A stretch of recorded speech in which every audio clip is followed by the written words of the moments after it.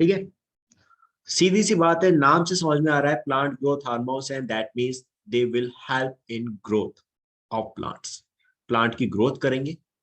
लेकिन ऐसा नहीं है बेटा कि आपके ये हार्मोन्स हमेशा प्लांट की ग्रोथ ही करते हैं, कभी कभी ये इनहिबिट करने का भी काम करते हैं। कुछ हार्मोन्स इनहिबिट करने का काम करते हैं तो कुछ हार्मोन्स प्लांट की ग्रोथ करते हैं। यहाँ पे आप बेटा ये टॉपिक में पढ़ेंगे 5 हार्मोन्स, और ये सारे हार्मोन्स मैंने आपको लास्ट क्लास में बोला था, आपकी 10th क्लास में भी दे रखे हैं। तो सोचो कितना इजी है बेटा फिर आपके लिए, वर्षा, अब समीक्षा, Ritika, Avinash, Prabhjot, it will be very easy for you, because base इसका हमेशा आपका जो है 10th क्लास से। वो बात अलग है कि सिलेबस में से हटा दिया बिकॉज ऑफ कोविड, इसे हटा दिया था, बट आपका बेस अगर आपको उसको देखना है तो पहले एक बार 10th क्लास की बुक में देखोगे तो वहां से बहुत अच्छा समझ में आएगा। ठीक है, लेकिन 11th क्लास में भी इजी है, टफ नहीं है, बस यही डिटेलिंग थोड़ी सी ज्यादा हो गई है, बाकी है वही चीज जो आपकी 10th में दे रखी है। तो प्लांट ग्रोथ हार्मोन्स की हम स्टार्टिंग करते हैं बेटा। सबसे पहले भाई है क्या प्लांट ग्रोथ हार्मोन्स? तो write down PGR, plant growth regulators are small, that are small simple molecules, simple molecules that regulate plant growth, that regulate plant growth. Okay, अब मेरी बात को ध्यान से समझना, लाइन तो सीधी सीधी सी है, सिंपल सी लाइन है, कुछ भी नहीं है इसके अंदर, हमें एक पॉइंट देखना है, समझना है। ठीक है, नोट करके एक पॉइंट बेटा अलग से लिखना, नोट करके, ये आपके लिए। अगर कभी आपसे ये पूछा जाए कि आपके हॉर्मोन्स ज्यादा हैवी होते हैं या एंजाइम्स, तो हमेशा याद रखना आपके हॉर्मोन्स जो होते हैं वो आपके बहुत लाइट होते हैं as compare to enzymes. Enzymes ज्यादा हैवी होंगे, हॉर्मोन्स कम हैवी होंगे। इसलिए क्या बोला यहाँ पे, प्लांट ग्रोथ रेगुलेटर्स कैसे होते हैं, छोटे होते हैं, सिंपल मॉलिक्यूल्स होते हैं, दैट इज। आपके जबकि एंजाइम्स नहीं है ऐसे, एंजाइम्स आपके कॉम्प्लिकेटेड होते हैं, दैट इज। तो ऑलवेज रिमेंबर, आपके हॉर्मोन्स जो होंगे बेटा,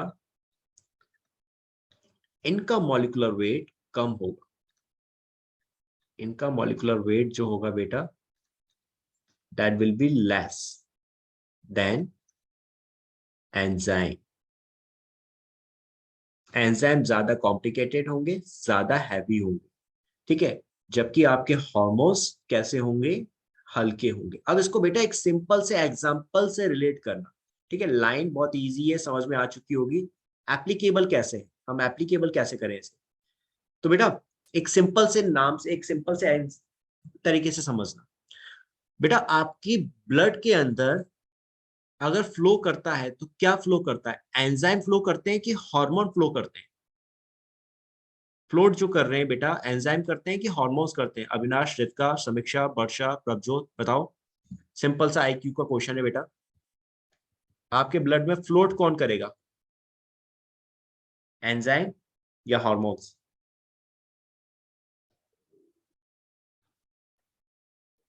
राइट अविनाश, वेरी गुड बेटा, right. Right Ritika, very good, right Prabhjot, very good. Right, ये चीज हम, मैंने नहीं बताई, ये चीज आपने बताई, आपको पहले से पता थी कि आपके ब्लड के अंदर हार्मोन्स फ्लो कर रहे हैं। भाई फ्लो कैसे करेंगे, ऑब्वियसली जब मॉलिक्यूलर वेट कम होगा, हल्के होंगे, तभी तो फ्लो करेंगे।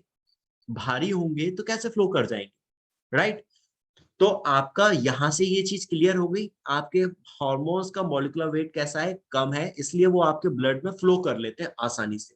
ठीक है, और फ्लो करने की वजह से एक जगह से दूसरी जगह चले जाते हैं, उनकी सिंथेसिस कहीं और होगी और उनका एक्शन कहीं और होगा, हॉर्मोन्स का जो होता है, राइट?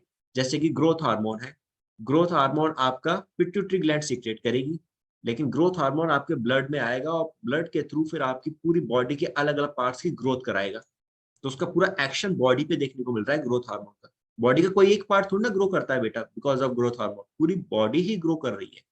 तो ये आपको क्लियर हुआ। जबकि एंजाइम को अगर आप देखोगे तो बेटा इसकी सिंथेसिस साइट जो होती है, जहां ये बनेगा, और जो इसकी एक्शन साइट होगी, वो बहुत पास होती है, that will be very close. कैसे समझना है इस चीज को, भी बहुत इजी है। आप लोग सभी जानते हो, आपका बेटा जो सलाइवरी ग्लैंड्स होती हैं, कौन सा हार्मोन सीक्रेट करती हैं? सलाइवरी ग्लैंड कौन सा हार्मोन सीक्रेट करती है बेटा?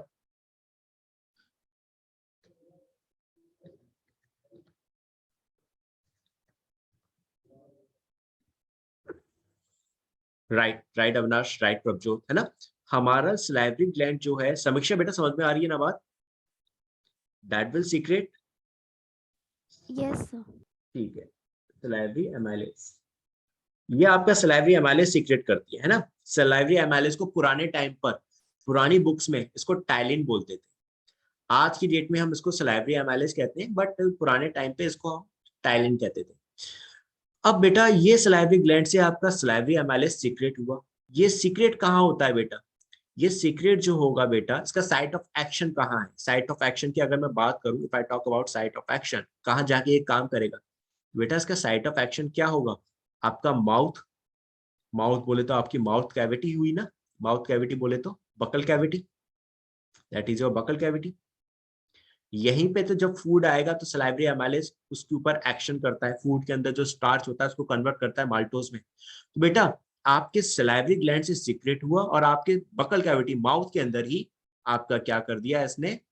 स्टार्च को कन्वर्ट कर दिया माल्टोज में। तो इसका साइट ऑफ एक्शन जो है और इसका जो सीक्रेशन साइट है बेटा, सिंथेसिस साइट है, वो ऑलमोस्ट पास पास है।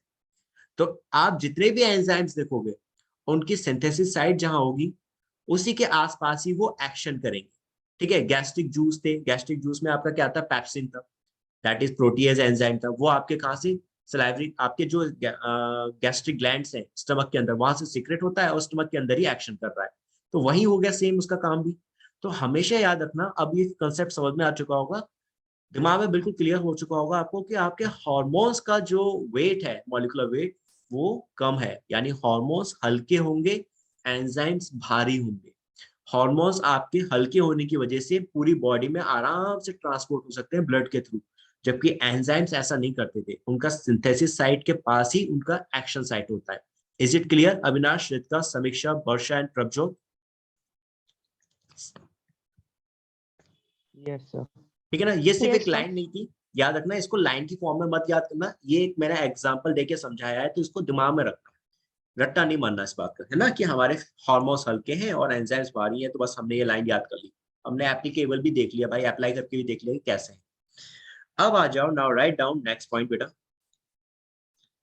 Let's talk about some new other points. Plant growth hormones की बात कर रहे हैं। बेस्ड ऑन द फंक्शन,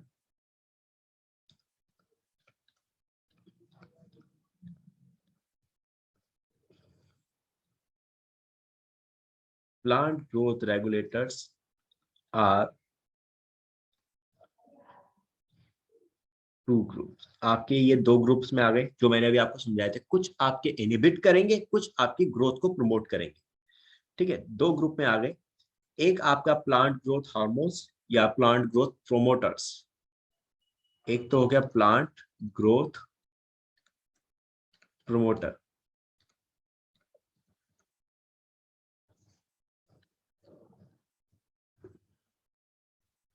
एक तो हो गए plant growth promoters. Plant growth promoters जो आपकी ग्रोथ को, नाम से समझ में आ जाएगा, you can easily crack this word, growth को प्रमोट कर रहे हैं, उसको ज्यादा से ज्यादा करने देंगे, होने देंगे, ग्रोथ को करेंगे ज्यादा से ज्यादा। ठीक है, तो इसमें क्या आ गया, write down, for growth promoting activities, for growth promoting activities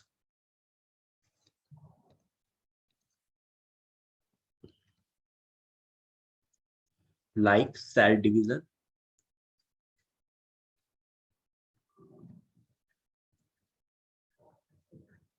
like cell division हो गया आपका, and enlargement।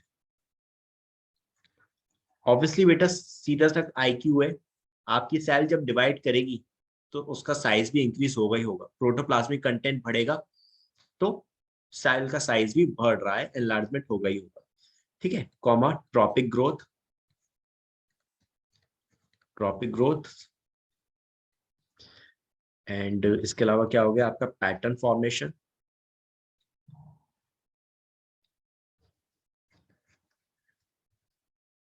Pattern formation, and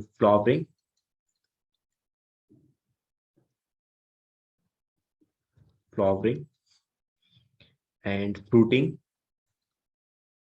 और सीड जर्मिनेशन। ठीक है बेटा, seed germination, seed formation, that is same. Seed form होगा तभी उसके बाद जर्मिनेट भी होगा, दैट इज। तो आपके ग्रोथ प्रोमोटर्स कौन से, जो आपके किसमें का हेल्प कर रहे हैं, सेल डिवीजन में हेल्प कर रहे हैं प्लांट की। ठीक है, सेल डिवीजन में हेल्प करेंगे, सेल की साइज को बढ़ाने में हेल्प करेंगे, यानी एनलार्जमेंट में हेल्प करेंगे, ट्रॉपिक ग्रोथ में हेल्प करेंगे। बेटा ट्रॉपिक ग्रोथ क्या है, ये भी 10th क्लास का टॉपिक है। ट्रॉपिक का मतलब होता है पर्टिकुलर डायरेक्शन में ग्रोथ होना। ट्रॉपिक ग्रोथ दैट मीन्स, इसका मतलब हो गया that means growth in a particular direction, growth in a particular direction. एक पर्टिकुलर डायरेक्शन में आपके प्लांट की ग्रोथ होती है हमेशा। ठीक है, तो उसी ग्रोथ को आप कहते हो ट्रॉपिक ग्रोथ। ठीक है, पर्टिकुलर डायरेक्शन लाइक व्हाट, जैसे आप देखो स्टेम है, तो प्लांट का स्टेम जो है वो हमेशा अपवर्ड डायरेक्शन में ग्रो करेगा। हम अगर कंपेयर करें, जमीन पे हम स्टेम, हमने प्लांट लगाया हुआ है तो उसका स्टेम हमेशा जमीन के अपोजिट डायरेक्शन यानी जमीन से ऊपर की ओर ग्रो करेगा, जबकि उसकी रूट हमेशा नीचे की ओर ग्रो करेगी, जमीन के नीचे। कभी ऐसा नहीं होगा कि रूट ऊपर की ओर ग्रो कर रही है अपवर्ड डायरेक्शन में और स्टेम नीचे की तरफ ग्रो कर रहा है। वो आपके जो मॉडिफाइड स्टेम्स होते हैं वो अलग है, दैट इज डिफरेंट थिंग। ठीक है, यहाँ हम एक नॉर्मल स्टेम्स की बात कर रहे हैं। ओके, तो आपका यहाँ पे क्या हो गया एग्जाम्पल, जैसे कि स्टेम की ग्रोथ हो गई, आपके स्टेम या रूट, इनकी ग्रोथ हो गई, तो ये पर्टिकुलर डायरेक्शन में ही हो रही है, they are occurring in a particular direction. Stem की ग्रोथ जो होगी हमेशा अपवर्ड यानी ऊपर की ओर हो रही है, सनलाइट की तरफ होगी, तो स्टेम की ग्रोथ को बोलते हैं phototropic movement. This is called phototropic. ये बात मैंने पहले भी समझाई थी क्या रितिका, प्रभजोत?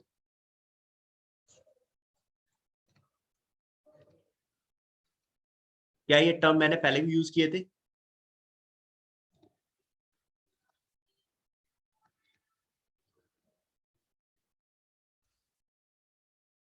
ठीक है अविनाश बेटा, ओके बेटा अविनाश, ओके प्रभजोत, ओके बेटा।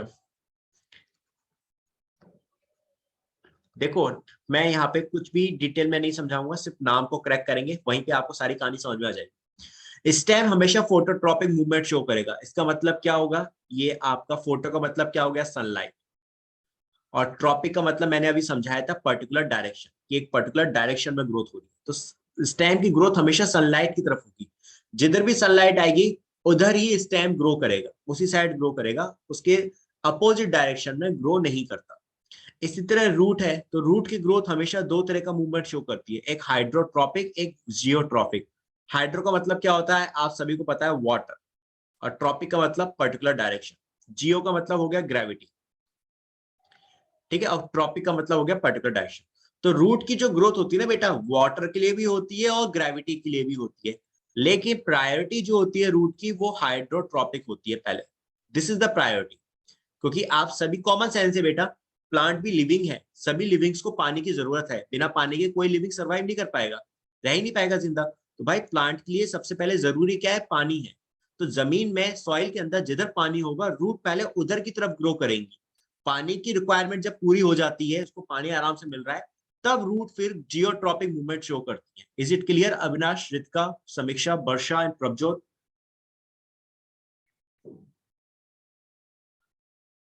Yes sir.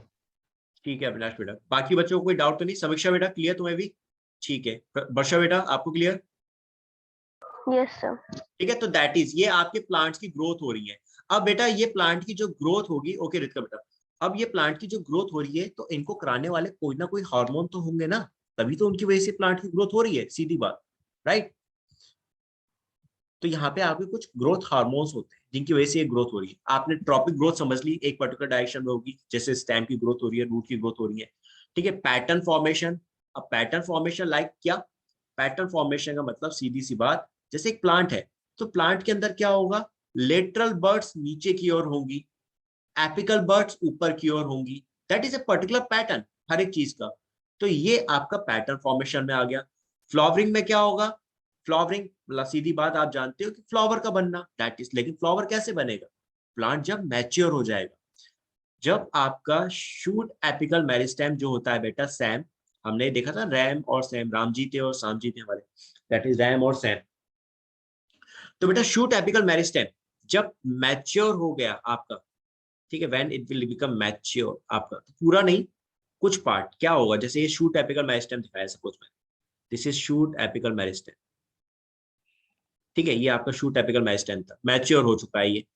तो मैच्योर होने पे क्या होगा, इस शूट एपिकल मेरिस्टेम में से कुछ सेल्स आपकी फ्लोरल मेरिस्टेम्स में कन्वर्ट हो जाएंगी, that will convert into floral meristem. ये फ्लोरल मेरिस्टेम बना दिया उन्होंने, और यही फ्लोरल मेरिस्टेम फिर क्या बना देगा बेटा, ये बना देगा floral bird, that will convert into floral bird, और फ्लोरल बर्ड आपका क्या बना देगी, flower.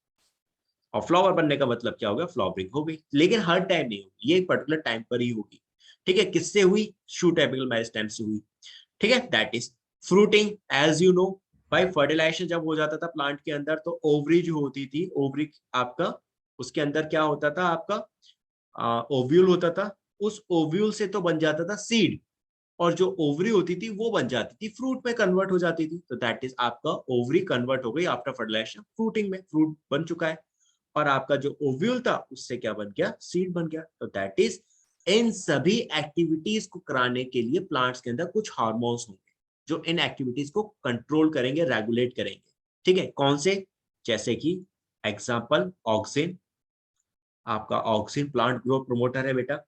Gibberellin, it is also plant growth promoters, ये भी आपका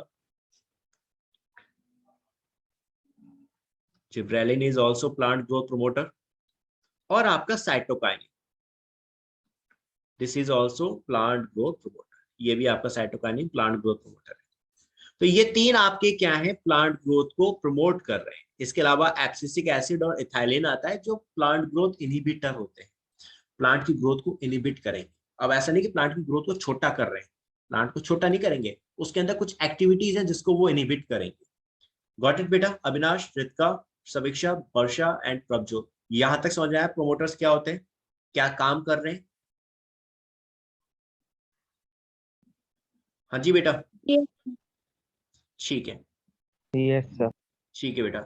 अविनाश ठीक हो? साउंड तुम्हारी अच्छी नहीं आ रही मुझे, कुछ डाउन डाउन से फील हो रहे हैं मुझे। एवरीथिंग ऑल राइट, तबीयत ठीक है?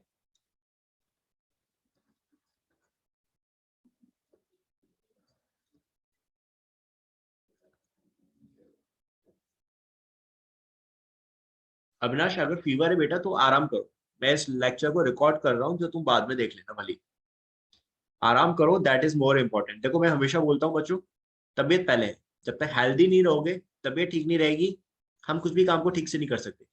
आप फिर उस काम को अगर करोगे भी तो आप अपनी ही बॉडी के संग कॉम्प्रोमाइज कर रहे हैं, फालतू में और दिक्कत हो जाएगी बेटा। इसलिए नो इशू अविनाश, जब भी तुम्हारा मन करे तुम क्लास को लीव कर सकते हो, ठीक है बेटा।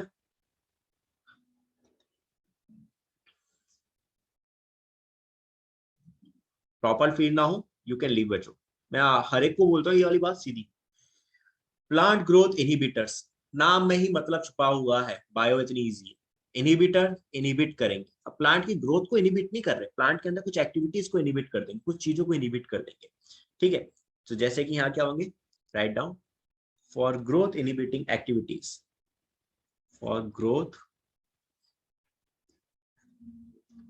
इनहिबिटिंग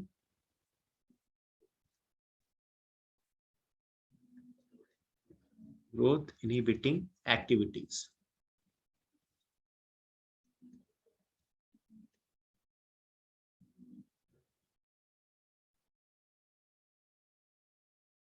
हाँ बेटा बिल्कुल बिल्कुल,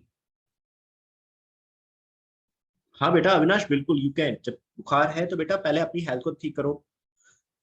and now for growth inhibiting activities, growth inhibiting activities क्या है बेटा, लाइक जैसे कि आपकी, मैं इनको टर्म्स को क्लियर कर दूंगा, बस ये टर्म्स का ही खेल है यहाँ पे। लाइक डॉर्मेंसी, आपका डॉर्मेंसी हो गई, एंड एब्सिशन, एब्सिशन, एब्सिशन और आपका डॉर्मेंसी। बेटा ये नए टर्म्स नहीं है, ये टर्म्स 10th क्लास की है।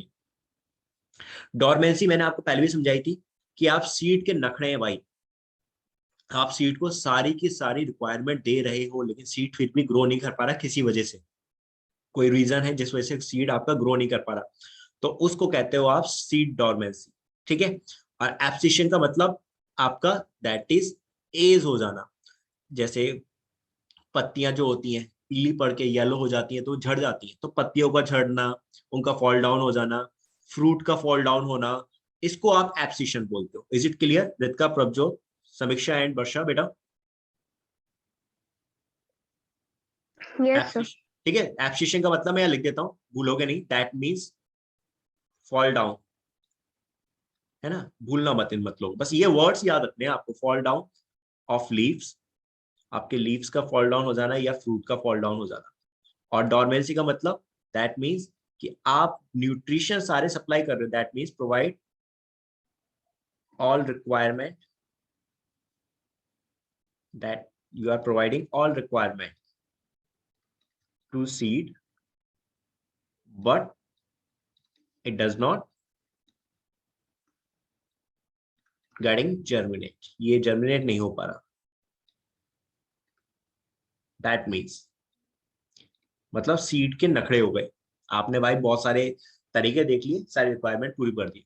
तो ये आपके डॉर्मेंसी जो होती है या एब्सिशन जो होता है, ये हार्मोन्स की वजह से होता है। एब्सिसिक एसिड, इथाइलिन, ये कॉज करते हैं, that will cause your dormancy and abscission.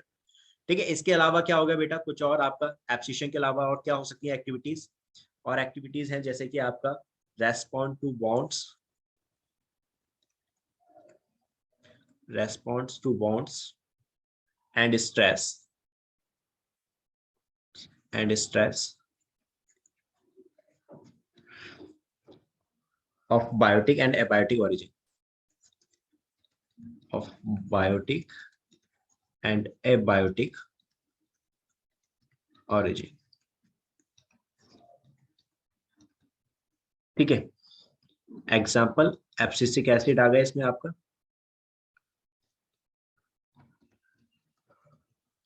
And ethylene.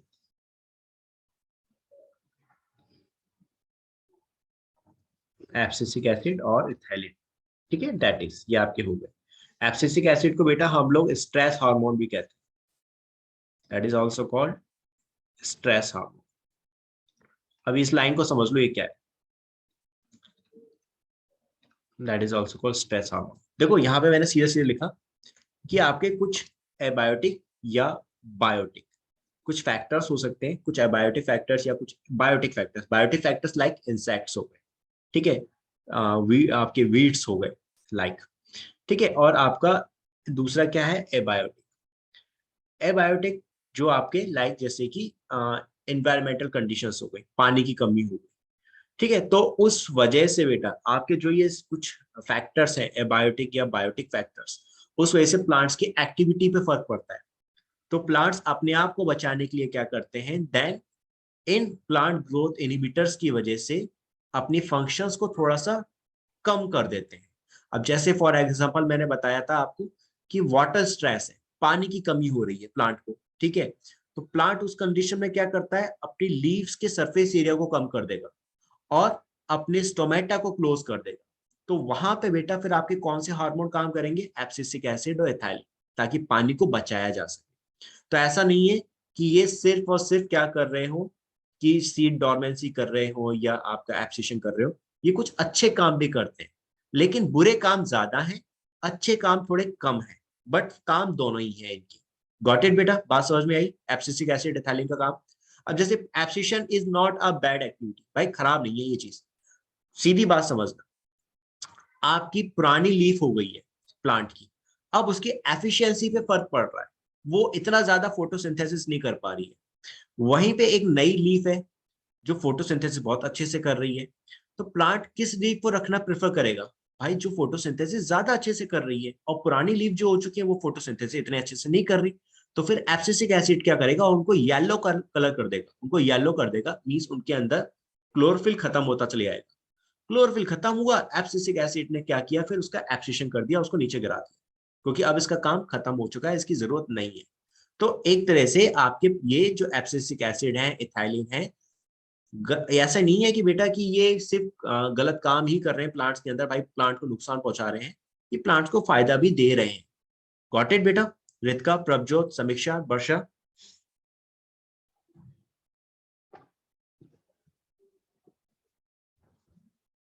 ठीक है, यही पॉइंट जो मैंने अभी बोला ना, इसको लिख दे रहा हूँ। ठीक है, इसी पॉइंट को लिख दे रहा हूँ। जैसे इथाइलिन के लिए ये पॉइंट इथाइलिन के लिए ज्यादा फिट बैठता है, जो आपका इथाइलिन है इसके लिए ज्यादा फिट है। Ethylene fits either of the group, either of the groups,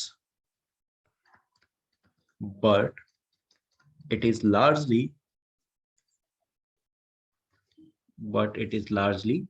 a growth inhibitor. A growth inhibitor. ठीक है तो ये आपके दोनों ही ग्रोथ प्रोमोटर भी है, ठीक है, और ग्रोथ इनहिबिटर भी है। लेकिन भाई मैंने जो भी बताया कि भाई इसके बुरे काम ज्यादा है। ठीक है, एक इंसान है अच्छे काम भी कर रहा है, बुरे काम भी कर रहा है, लेकिन रेशियो में देखा जाए तो बुरे काम का रेशियो ज्यादा आ गया, अच्छे काम का कम हो गया। तो वही ना, नेगेटिविटी जल्दी फैलती है। तो इस बेचारे का संग यही हुआ है, काम तो अच्छे भी कर रहा है लेकिन बुरे काम थोड़े ज्यादा हो गए हैं, तो इसको ग्रोथ इनहिबिटर कैटेगरी में रखा हुआ है। क्लियर बात बच्चों? अब हम वन बाय वन इन्हीं को पढ़ेंगे। ठीक है, वन बाय वन इन्हीं से स्टार्ट करेंगे। सबसे पहले आपके इंपॉर्टेंट ही से हैं, यहां से इंपॉर्टेंस इनकी स्टार्ट होती है। सबसे पहले आपका आता है ऑक्सिन। ठीक है, सबसे पहला ग्रोथ हार्मोन जिसको फाइंड आउट किया गया था, और बहुत इंपॉर्टेंट भी है। बता दूंगा क्या क्वेश्चंस पूछा जाता है यहां से। Auxin, that is the first one. पहला हार्मोन था जिसको फाइंड आउट किया गया था, that is the first hormone. सबसे पहला पॉइंट था first hormone to be discovered, जिसको फाइंड आउट किया गया था। ठीक है, एंड किन्होंने इसके बारे में पता किया था? सबसे पहले जो फाइंड आउट किया था, मतलब कोशिश इसके ऊपर काम जिन्होंने किया था, वो किया था आपके चार्ल्स डार्विन और उनके बेटे फ्रांसिस डार्विन ने। चार्ल्स डार्विन का नाम तो आपका इवोल्यूशन से रिलेटेड है। आप लोगों ने 10th क्लास में इवोल्यूशन वो भी हटा दिया था आपका, लेकिन इवोल्यूशन जब आप पढ़ते हो तो वहां चार्ल्स डार्विन का नाम आता है। फादर ऑफ इवोल्यूशनरी रिलेशनशिप या इवोल्यूशनरी हिस्ट्री उन्हीं को बोला जाता है, या फादर ऑफ इवोल्यूशन उन्हीं को बताया जाता है। उन्होंने बताया था कि लाइफ कैसे पॉसिबल हुई थी। तो आपके चार्ल्स डार्विन और आपके इनके बेटे थे Francis Darwin. Francis Darwin, that is observe. अब बेटा यहां से थोड़ा ध्यान से समझना। Observe that the coleoptile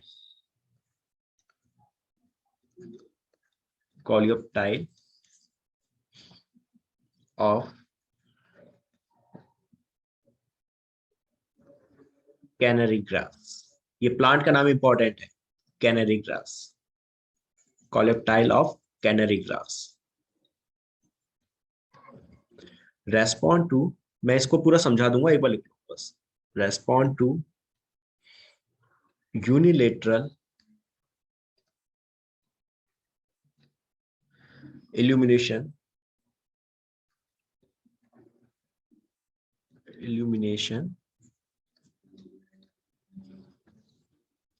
by growing towards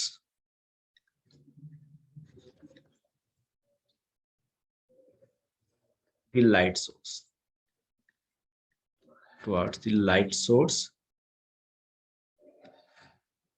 ठीक है, आपका कॉलियोप्टाइल जो था कैनरी ग्रास ली थी इन्होंने, उस पर इन्होंने ऑब्जर्व किया था। उसका जो कॉलियोप्टाइल था, कॉलियोप्टाइल जो शूट का पार्ट होता है, जो आपका ग्रो करा रहा होता है, ग्रोथ करता है, तो कॉलियोप्टाइल जो होता है बेटा आपका शूट का पार्ट। ठीक है, ये आपका जब इस पर लाइट डाली गई थी तो ये लाइट की डायरेक्शन में क्या कर रहा था? मूवमेंट कर रहा था। जो ग्रोथ हो रही थी इसकी लाइट की डायरेक्शन में हो रही थी। ठीक है, that is growing towards the light source. इसको हमने क्या बोला था पीछे की स्लाइड में देखा था? दैट इज कॉल्ड फोटोट्रोपिस, है ना। शूट आपका जब सनलाइट की ग्रोथ में, सनलाइट की डायरेक्शन में ग्रोथ कर रहा है तो उसे आप फोटोट्रोपिज्म बोल रहे थे। तो दैट इज ये फोटोट्रोपिज्म है। toward the phototropism.